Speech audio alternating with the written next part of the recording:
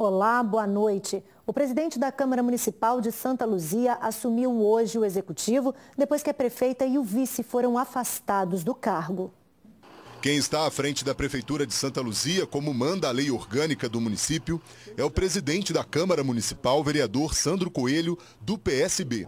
Recebemos com muita surpresa, mas também com muita responsabilidade. A primeira atitude que eu tomei aqui, é reunir com todos os secretários da Prefeitura, onde nós deliberamos que cada um faça a sua demanda de cada pasta. Roseli Ferreira Pimentel, do PSB, e o vice dela, Fernando César de Almeida, do PRB, tiveram os mandatos cassados com votação unânime, depois de uma denúncia ao TRE. Os dois teriam utilizado de forma irregular 2 jornais da cidade durante a campanha eleitoral passada, para alavancar as candidaturas. Na época, eles foram eleitos com 34% dos votos. Além do mandato cassado, a prefeita de Santa Luzia também poderá ficar inelegível por 8 anos. Esta não é a primeira vez que Roseli Pimentel se envolve em denúncias. De acordo com outra ação do TRE, a prefeita afastada foi condenada em primeira instância por ter determinado, por meio de mensagens de celular, que diretores de escolas municipais influenciassem pais de alunos durante as eleições, favorecendo a candidatura dela. Tanto a prefeita afastada quanto o vice dela podem recorrer das decisões do TRE-MG junto ao Tribunal Superior Eleitoral. Enquanto isso, a população deve se preparar. Uma nova eleição pode ocorrer em breve aqui na cidade. A nossa produção procurou pelo advogado da prefeita afastada e até o momento não teve retorno. Ainda em Santa Luzia, 4 homens se passaram por advogados, entraram na APAC da cidade e resgataram um preso do local. O grupo estava armado e rendeu a recepcionista. O detento resgatado é Dalmo Gomes dos Santos. De acordo com o Tribunal de Justiça do Estado, o homem cumpria pena por tráfico de drogas e homicídio. Um homem foi morto a tiros ao tentar defender o pai dele durante um assalto em Pará de Minas, no centro-oeste do estado. O crime chocou os moradores da cidade. O pai do rapaz morto recebeu a solidariedade de amigos e familiares ao voltar para casa depois de ser atendido no hospital. De acordo com a PM, o empresário saía para o trabalho quando foi surpreendido por 2 criminosos dentro da garagem. Ele levou uma coronhada e sofreu vários ferimentos pelo corpo. Eles o abordaram, puxaram para o lado de fora e anunciaram o que seria um roubo. Nesse momento houve uma luta corporal. Momento em que o Tiago, filho do Evaristo, percebeu toda a movimentação e foi apoiar o pai. Tiago Faria de Almeida, de 31 anos, foi executado com 2 tiros na nuca e um nas costas. Ele morreu na garagem de casa, antes de ser socorrido. Segundo a Polícia Militar, depois dos disparos que atingiram Tiago, os 2 bandidos fugiram sem levar nada. Eles saíram em alta velocidade por esta rua em uma moto. Na casa, há câmeras de segurança. A PM e a Polícia Civil analisaram as gravações, mas até agora nenhum suspeito foi identificado. Pelas imagens das câmeras de segurança, a polícia confirmou que os criminosos pularam o muro durante a madrugada e esperaram por quase 4 horas até que Evaristo saísse. Ao que tudo indica, lamentavelmente, foi um latrocínio. Abalada, a família não gravou entrevista. Vizinhos ficaram assustados com o crime e lamentaram a morte de Tiago. O cara é gente boa demais, é doido, assustado, para de mim, você fica perigoso demais. Até agora ninguém foi preso. Ainda não há pistas do responsável pelo espancamento de um jovem nessa madrugada no centro de Belo Horizonte. O rapaz foi encontrado com ferimentos graves na rua Arão Reis, na região da Praça da Estação. Segundo a PM, a vítima tem cerca de 25 anos e estava caída perto de uma estação do MOVE, com lesões no rosto e traumatismo craniano. O jovem foi levado para o Hospital João 23. O caso foi encaminhado para a Polícia Civil. Um motorista do Uber foi morto na porta de uma faculdade no bairro Vila Clores, região norte da capital. Daniel Rogério Monken trabalhava transportando profissionais de uma instituição de tratamento para dependentes químicos durante o dia e à noite era motorista do Uber. Mas a trajetória do homem de 41 anos foi interrompida de forma violenta. Uma testemunha contou à polícia que o carro de Daniel estava parado aqui na calçada já há algum tempo, quando por volta da meia-noite, um HB20 branco passou pela avenida. O carro fez o retorno e voltou. Em seguida, seguida foram ouvidos os disparos. Daniel, que estava na direção do carro dele, levou um tiro na cabeça. Ele ainda conseguiu descer do veículo e caminhou em direção a essa faculdade, mas acabou caindo bem aqui na entrada e morreu no local. Segundo parentes, Daniel Rogério tinha o costume de parar o carro em frente à faculdade e ficar esperando passageiros, mas não chegava em casa muito tarde, porque levava o filho de 6 anos à escola pela manhã. O Voyage prata, comprado pelo pai da vítima há 8 meses, não foi danificado pelos tiros. É que a janela estava aberta quando o assassino disparou. A gente perde o chão, né? A gente fica sem saber o que faz. Como dizem, a gente fica igual barata tonta, né? Caçando caminho, né? Câmeras de segurança da região podem ajudar a polícia a identificar o assassino. É a esperança da família.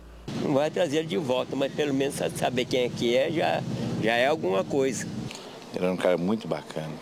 Então, quem fez isso foi covarde. Levasse o carro, levasse o celular, ele estava com 3 celulares dentro do carro, levasse o dinheiro, mas deixasse ele vivo. E uma dor dessa não pode ficar impune, não.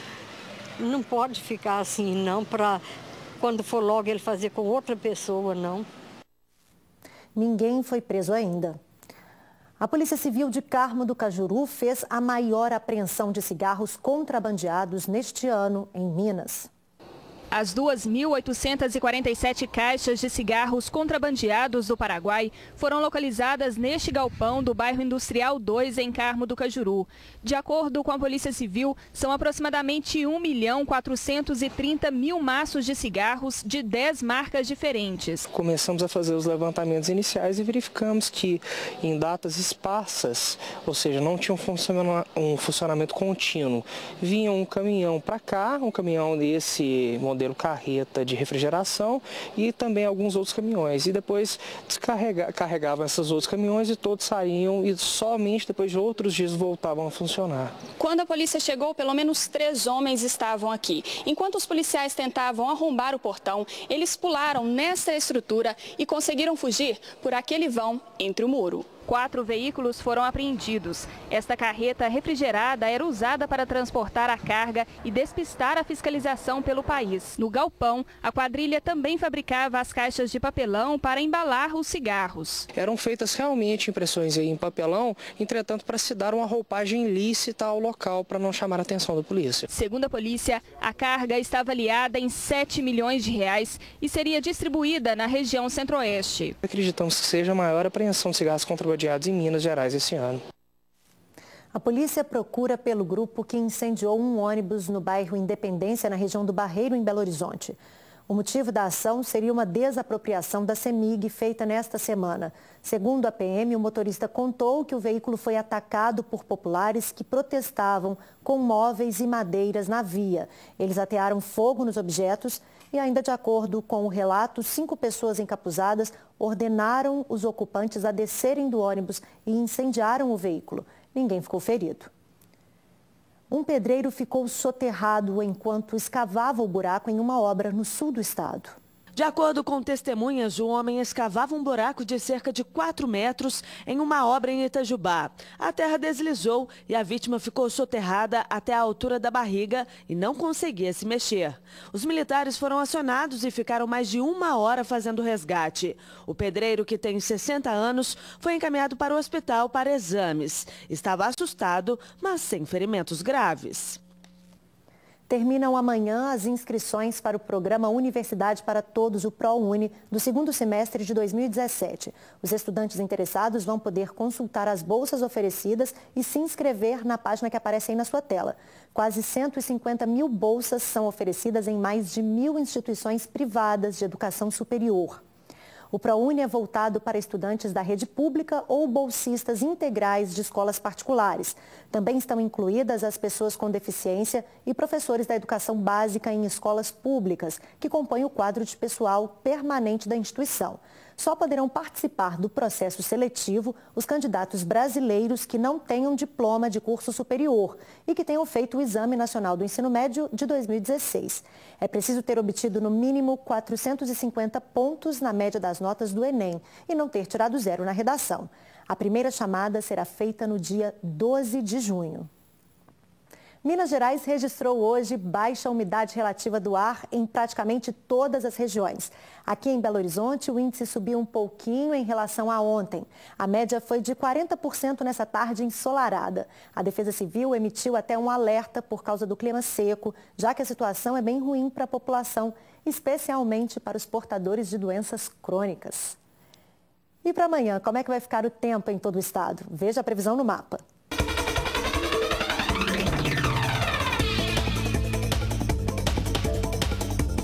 Áreas de instabilidade mudam o tempo e provocam pancadas de chuva isoladas no sul de Minas. As nuvens aumentam no leste e na zona da mata. O sol predomina nas outras regiões. Calor e baixa umidade no norte, no noroeste, no centro e no oeste. Em Belo Horizonte, mínima de 14 e máxima de 29 graus. Termômetros entre 17 e 35 em Manga. A temperatura varia de 20 a 36 graus em São João do Mantimento. De 13 a 24 em Itajubá. E em Araxá, mínima de 15 e máxima de 25 graus. Uma mensagem de celular evitou que a gerente de uma agência bancária de Paraguaçu, no sul do estado, fosse sequestrada. A mulher foi rendida por 2 jovens armados quando estava em casa com o marido. O homem conseguiu esconder o aparelho e, em um momento de distração dos criminosos, enviou uma mensagem de socorro para o irmão, que chamou os policiais. As vítimas estavam nesta fazenda quando os militares chegaram ao local. Se depararam com um adolescente de 17 anos saindo com uma arma apontada para a cabeça da gerente. Depois de uma longa negociação com a PM, o menor se entregou e foi apreendido. Ele contou que foi contratado junto com o comparsa por uma quadrilha de alfenas. A dupla manteria a gerente refém até a chegada do grupo, que levaria a vítima ao banco. Com o menor foram apreendidos dinheiro, um revólver, munição e um capacete. O comparsa dele conseguiu fugir. Os ataques de criminosos no sul do estado são frequentes. Muitos dos roubos ou furtos são registrados por câmeras de segurança e até pelos próprios moradores ou comerciantes, que se arriscam para tentar gravar e identificar os bandidos. Só nessa construção foram mais de 6 vezes que entraram e já levaram mais de R$5 mil em materiais. Já levaram rádio, levaram material de construção, conduíte, fiação. Uma mulher chegou a se arriscar, tirando foto dos suspeitos. Entrei dentro de um terreno onde eles estavam, porque eles assaltaram a minha casa já 2 vezes. Enfim, eles estão aterrorizando Varginha. E um morador flagrou um criminoso tentando roubar um veículo na porta da casa dele. Quando o suspeito percebeu que estava sendo observado, acabou fugindo. Vai levar mesmo, amigo? Olha pra cá. Chamar a polícia, maluco. Já tá vindo aí, viu? A principal reclamação aqui dos moradores do bairro Santa Luísa é a questão desse mato aqui, onde os bandidos normalmente usam para se esconder. E ele faz toda a ligação entre os bairros. E com isso, eles fazem trilhas aqui nesse mato, colocam aí os objetos furtados e roubados e somem. A gente tem uma rede de vizinhos e a gente vê que tá perigoso mesmo. Eles estão assaltando mesmo. Daqui a pouco, mais de 20% dos atropelamentos são provocados pelos próprios pedestres. E você vai ver também, Corpo de Bombeiros e equipes do SAMU começam a atender juntos em ocorrências graves na Grande BH. A gente mostra esse projeto piloto depois do intervalo.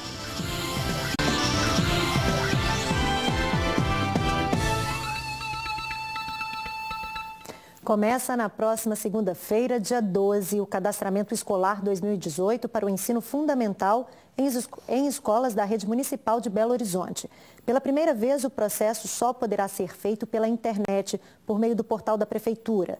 Devem se cadastrar crianças com 6 anos de idade já completados ou que irão completar até o dia 30 de junho de 2018. Crianças matriculadas em creches parceiras da Prefeitura, estudantes vindos de outros municípios, estudantes transferidos de escolas particulares e candidatos à educação de jovens e adultos, EJA. Para os menores de 18 anos, a inscrição deve ser feita pelos pais ou responsáveis. A nossa página no Facebook tem todas as informações sobre o cadastramento, as datas dos resultados e o período da matrícula. O trânsito nas grandes cidades, incluindo Belo Horizonte, parece mais uma guerra entre pedestres e motoristas. Cada um tem as suas armas. Os veículos trafegam em alta velocidade, enquanto tem gente atravessando em qualquer lugar, sem respeitar as faixas e a sinalização. O resultado disso é atropelamento na certa. Avenida Augusto de Lima, uma idosa de 64 anos morre atropelada por um ônibus. Ela atravessou no meio dos veículos, a cerca de 20 metros da faixa de pedestres. Nessa quarta-feira, outras 2 pessoas foram atropeladas na capital. A imprudência prevalece em várias regiões de BH. É um flagrante atrás do outro. Pedestres que se arriscam atravessando fora da faixa. Gente de todas as idades que ignoram a sinalização. Nessa manhã, registramos diversas pessoas correndo perigo próximo à Praça da Liberdade. Mas eu acho mais pressa mesmo. Acho que está sendo bem orientado para as pessoas seguirem o certo, né? De acordo com a Secretaria Estadual de Segurança Pública, de janeiro de 2015 a junho de 2016, 479 pessoas foram atropeladas em Belo Horizonte. 150 morreram. E segundo a Associação Brasileira de Medicina de Tráfego, 21% dos atropelamentos que acontecem aqui no nosso país são provocados pelos próprios pedestres. Além do risco, o pedestre que ignora a faixa pode pagar uma multa de R$ 44,19. A fiscalização deve ser feita pela Prefeitura. O motorista que não para antes da faixa para as pessoas atravessarem comete infração gravíssima. Ganha 7 pontos na carteira e paga multa de R$ 191,54. A coordenadora de Educação de Trânsito do Detran diz que aquele hábito de achar que vai dar tempo de atravessar no meio dos carros pode custar caro. Esse tempinho chama imprudência. Infelizmente, o carro tem uma velocidade que o pedestre não pode calcular. Então, ele tem que ser previsível, ele tem que obedecer às regras para evitar os atropelamentos. E, segundo a delegada, os idosos são as principais vítimas. Os idosos hoje representam 43% das mortes por atropelamento dos atendidos no João 23. Ela faz um alerta: o respeito ainda é o principal caminho para um trânsito seguro. Utilizar a faixa de pedestre e as calçadas sempre e atravessar nas passarelas, principalmente nas vias de trânsito rápido, anel rodoviário, Cristiano Machado e Amazonas, onde o índice de atropelamento é maior em Belo Horizonte. A partir da próxima semana, o Corpo de Bombeiros e o SAMU vão trabalhar juntos nos serviços de resgate na região metropolitana. A ação conjunta vai agilizar o atendimento em lugares de difícil acesso e naquelas ocorrências com muitas vítimas. A viatura chega para o resgate de vítima presa às ferragens. No mesmo veículo, bombeiros junto de médico e enfermeiro do SAMU. Tudo feito em parceria. A simulação foi parte do treinamento que os profissionais estão recebendo para mudar a forma como o trabalho acontece hoje. André, nós somos os resgates, nós vamos te ajudar, viu? Fica tranquilo que vai chegar uma pessoa para te ajudar aí, tá certo? A gravidade dos acidentes, ela começa a cada vez aumentar. As situações em que acontecem as emergências, elas vão também se complicando, então nós precisamos cada vez mais nos integrar mais, porque os desafios que a metrópole, como Belo Horizonte, oferece, estão cada vez mais desafiadores. Isso, então, nos requer uma resposta ainda mais efetiva e cada vez mais aprimorada. Bombeiros treinando o SAMU, médicos e enfermeiros treinando os militares, cada um na sua especialidade, mas de forma integralizada. A ideia é padronizar protocolos de atendimentos a ocorrências para que SAMU e Corpo de Bombeiros passem a atuar de forma conjunta. Os trabalhos lado a lado já devem começar a acontecer a partir da próxima semana, no feriado de Corpus Christi, em Belo Horizonte e região metropolitana. Além de casos com vítimas presas às ferragens, os trabalhos devem ser unificados também em acidentes com produtos químicos, em que é preciso a desinfecção das vítimas antes do atendimento médico e resgates em matas e escombros quando é preciso busca por cães. Além disso, em enchentes ou mesmo na segurança nos locais de ocorrências. Nós vamos ter, com as nossas capacidades técnicas, o nosso aperfeiçoamento técnico, uma oportunidade de oferecer um melhor atendimento para as nossas vítimas, para os nossos pacientes. Porque ela tem um atendimento de maior qualidade, sendo que as duas instituições estão obtendo o mesmo treinamento, com as mesmas doutrinas e onde não vai haver nenhuma divergência no local da ocorrência. Em todas as cidades onde houver o Corpo de Bombeiros Militar, é possível que essa parceria também seja feita. O SAMU é um serviço basicamente municipal, então bastam convênios e acertos burocráticos para que esse serviço possa ser oferecido. O Jornal da Alterosa termina aqui, você fica agora com o SBT Brasil. Amanhã eu estou de volta. Boa noite e até lá.